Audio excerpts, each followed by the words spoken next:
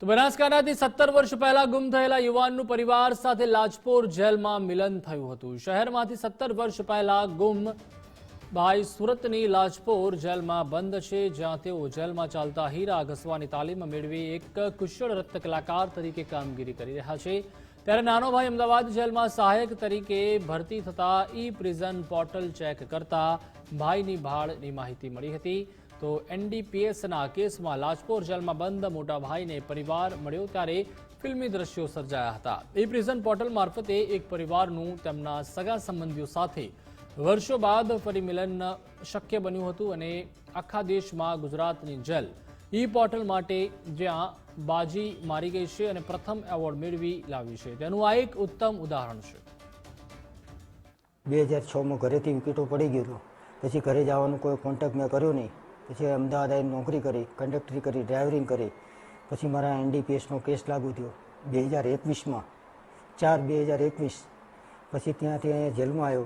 જેલમાં આવીને સાહેબ પાસેથી મંજૂરી લીધી કે મારે હીરા શીખવા છે, તો સાહેબે મને મંજૂરી આપી દીધી।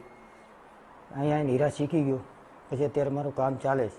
2021થી લાજપોર સેન્ટ્રલ જેલમાં બંધ છે, પણ એના પરિવારના જે સભ્યો હતા એ લોકો સાથે કોઈ એને બીજો સંપર્ક ન હતો। એનો ભાઈ દશરથ, કે જ્યારે આ ભરત ઘર પરિવાર છોડીને જતો રહેતો ત્યારે દશરથની ઉંમર માત્ર 9 વર્ષની ઉંમર હતી। આ દશરથ 2017માં જેલ વિભાગમાં નોકરીમાં લાગે છે અને એ અત્યારે અમદાવાદ સેન્ટ્રલ જેલમાં જેલ સિપાહી તરીકે દશરથ નોકરી કરે છે અને ઈ પ્રિઝન વિભાગમાં નોકરી કરે છે। હવે આ દશરથ એનો ભાઈ